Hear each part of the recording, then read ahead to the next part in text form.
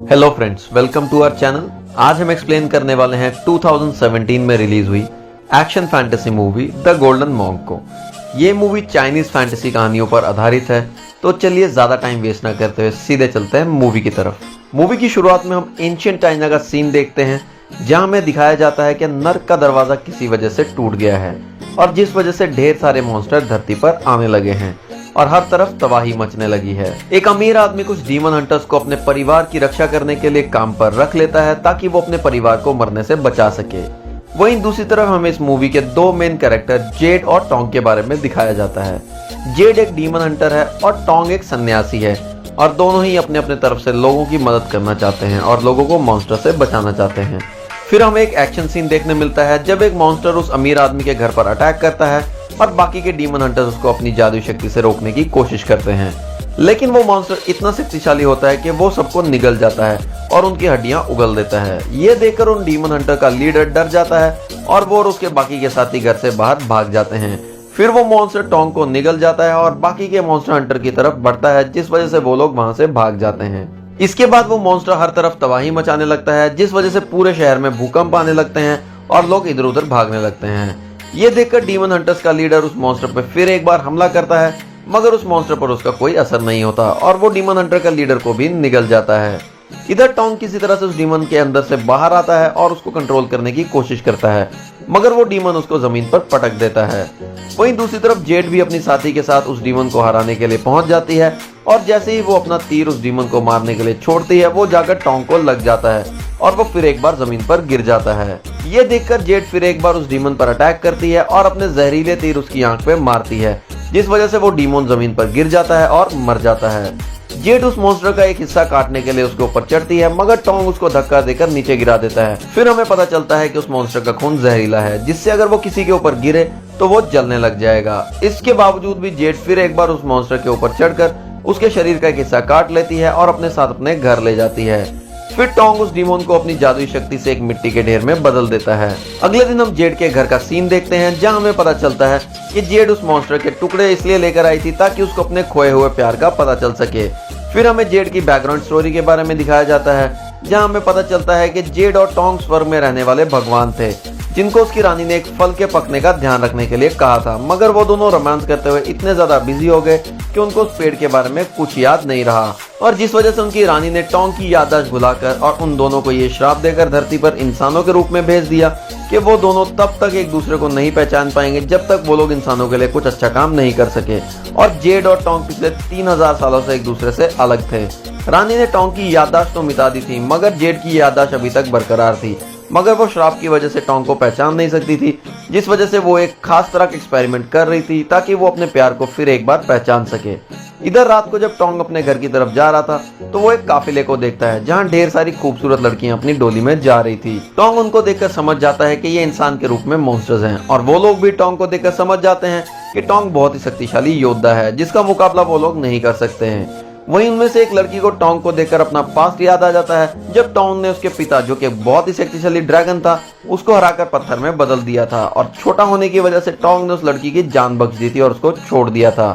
टोंग को इतने सालों बाद देखकर वो लड़की हैरान हो जाती है और वो मन ही मन उसकी जान बचाने के लिए टोंग का शुक्रिया अदा करती है और वो लोग वहां से चले जाते हैं। इधर जब वो लोग अपने राजा के पास पहुंचते हैं तो हमें पता चलता है कि वो आदमी कोई और नहीं बल्कि वही ड्रैगन है जिसको टोंग ने हराया था और पत्थर में बदल दिया था, और वो लड़कियां उसकी बेटी है। वो ड्रैगन अब और भी ज्यादा ताकतवर हो चुका है और इंसानों पर कब्जा करने के लिए वो एक बहुत ही बड़े और शक्तिशाली राजा को अपने बस में करना चाहता था, मगर वो डीमन होने की वजह से हर बार नाकामयाब हो जाता था। फिर वो डिसाइड करता है कि उनको किसी इंसान को इस काम के लिए लगाना होगा ताकि वो राजा को उनकी बनाई हुई जड़ी बूटी पिला सके और राजा को उनके बस में कर सके। इधर अगले दिन टोंग के गुरु टोंग के बाल काटने की कोशिश करते हैं, मगर वो लोग टोंग के बाल काटने में नाकामयाब हो जाते हैं। टोंग अपने गुरु को पूछता है कि ऐसा उसने क्या किया जिस वजह से वो पूरी तरह से सन्यासी बन नहीं पा रहा। इस पर उसके गुरु टोंग को बताते हैं कि शायद उसने स्वर्ग के भगवान को नाराज किया है, जिस वजह से उनको श्राप मिला है। फिर वो लोग टोंग को कुछ भगवान की मूर्तियों के पास ले जाते हैं ताकि टोंग को अपना जवाब मिल सके, मगर वो मूर्तियां भी टोंग से अपना पीठ मोड़ लेती हैं। फिर टोंग उनके सबसे बड़ी देवी के पास जाता है मदद मांगने के लिए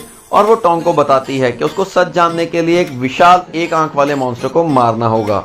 तभी उसी टाइम पर उस मंदिर का सबसे बड़ा पुजारी आ जाता है और सभी मूर्तियों को इस हालत में देखकर बहुत ज्यादा गुस्सा हो जाता है और उसको ठीक उसी टाइम पे पता चल जाता है कि इसका सबका जिम्मेदार टोंग ही है और पुजारी के लोग टोंग को बुरी तरह से पीटने लगते हैं। फिर हमें पता चलता है कि उस पुजारी ने एक औरत से ढेर सारे पैसे लिए थे उस मोनेस्ट्री में शादी करने के लिए और जैसे ही वो औरत मोनेस्ट्री में अफरा तफरी देखती है वो अपने सैनिकों को टोंग के गुरु के ऊपर अटैक करने के लिए छोड़ देती है। इधर जैसे ही उसके सैनिक टोंग के गुरु के सर पर वार करते हैं वो एक मॉन्स्टर में बदल जाता है और उन सैनिकों को लात मारकर वहां से दूर फेंक देता है। साथ ही साथ उस पुजारी को भी अच्छे से धुलाई कर देता है।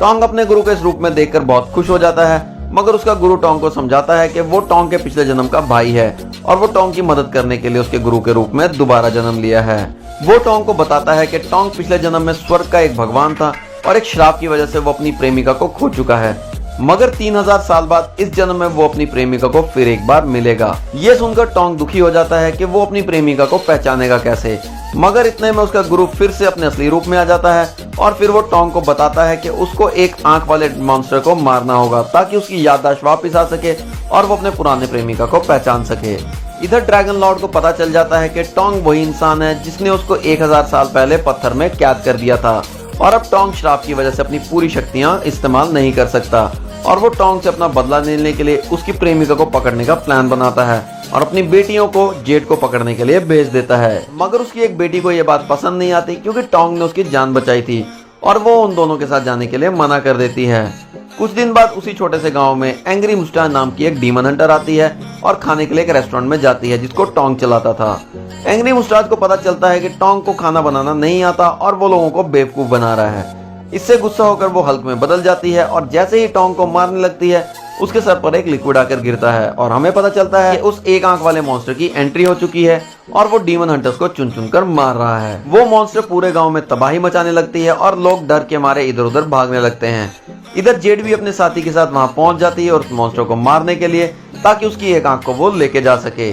जेड उस मॉन्स्टर पर अटैक करती है मगर उसको हरा नहीं पाती और वो मॉन्स्टर जेड और टोंग का पीछा करता है उनको मारने की कोशिश करने के लिए। मगर जेड और टोंग फिर एक प्लान बनाते हैं और उस मॉन्स्टर को मिलकर मार देते हैं और जेड उसकी एक आंख निकालकर अपने घर चली जाती है और अपने मशीन में डालती है ताकि उसको पता चल सके कि उसका प्रेमी कौन है। जेड जैसे ही अपना एक्सपेरिमेंट कर रही होती है ठीक उसी टाइम पे वहाँ टोंग भी आ जाता है और उन दोनों की याददाश्त वापस आ जाती है और एक दूसरे को हजारों साल मिलने की खुशी में वो दोनों एक दूसरे को गले लगा देते हैं। मगर ठीक उसी वक्त पे ड्रैगन लॉर्ड अपनी दो बेटियों के साथ वहां पहुंच जाता है और टोंग और जेड पर अटैक कर देता है। ये देखकर एंग्री मुस्टाच टोंग और जेड की मदद करने आती है और ड्रैगन लॉर्ड की एक बेटी को मार देती है। इधर ड्रैगन लॉर्ड जेड और टोंग को बहुत बुरी तरह से हरा देता है और अपनी बेटी की मौत का बदला लेने के लिए वो एंग्री मुस्टाच को भी मार देता है। फिर ड्रैगन लॉर्ड की एक और बेटी टोंग को जकड़ लेती है और जैसे ही ड्रैगन लॉर्ड टोंग को मारने वाला होता है जेड आकर ड्रैगन लॉर्ड से टोंग की जान बचाने के लिए भीख मांगती है और उसको बोलती है कि अगर वो टोंग को छोड़ देगी तो उसके बदले में ड्रैगन लॉर्ड के लिए वो कुछ भी करने को तैयार है।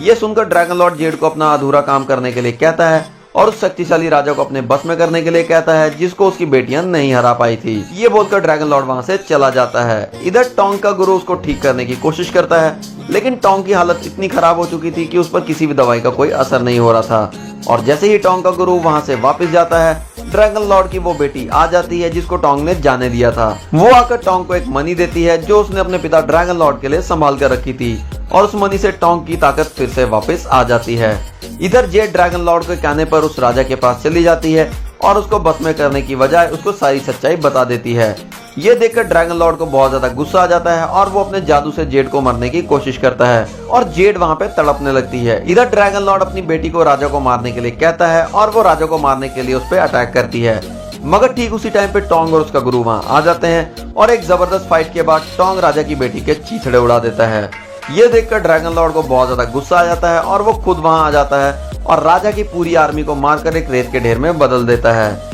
वहीं टोंग का गुरु ड्रैगन लॉर्ड के साथ एक जबरदस्त फाइट करता है और उसको हराने की कोशिश करता है मगर ड्रैगन लॉर्ड के सामने भी वो कोई टिक नहीं पाता और ड्रैगन लॉर्ड उसको हरा देता है। मगर टोंग का गुरु ड्रैगन लॉर्ड को अच्छी खासी चोट पहुंचा देता है जिस वजह से उसको काफी खून निकलता है और ड्रैगन लॉर्ड की पावर्स कम हो जाती है। ड्रैगन लॉर्ड अपनी बेटी से अपनी मनी मांगता है मगर उसकी बेटी उसको बताती है कि उसने वो मनी टोंग को बचाने के लिए उसको दे दिया। ये सुनकर ड्रैगन लॉर्ड को बहुत ज्यादा गुस्सा आ जाता है और वो एक ड्रैगन के रूप में आकर अपनी बेटी को ही निगल जाता है। इधर ड्रैगन लॉर्ड की वजह से जेड की जान चली जाती है और टोंग भी सारी शक्ति वापस आ जाती है और देखते ही देखते टोंग एक गोल्डन मॉन्क में बदल जाता है। फिर ड्रैगन लॉर्ड और टोंग के बीच एक बहुत ही जबरदस्त फाइट होती है और टोंग अपने ढेर सारे क्लोन्स बनाकर एक गोल्डन ड्रैगन में बदल जाता है। फिर टोंग ड्रैगन लॉर्ड के ऊपर एक जबरदस्त हमला करके उसके चीथड़े उड़ा देता है और अपने पुराने रूप में वापस आ जाता है। और जैसे ही वो जेड के पास जाता है, जेड ऑलरेडी मर चुकी थी और उसकी बॉडी धीरे धीरे हवा में गायब होने लगती है। फिर स्वर्ग की देवी प्रकट होती है और टोंग को स्वर्ग वापस चलने के लिए कहती है, मगर टोंग मना कर देता है और वो देवी जेड की आत्मा को एक चिड़िया में बदल देती है जो हमेशा टोंग के साथ रहती थी, और वो हमेशा के लिए धरती पर रह जाता है ताकि वो इंसानियत का भला कर सके। और इसी के साथ साथ मूवी का दी एंड हो जाता है।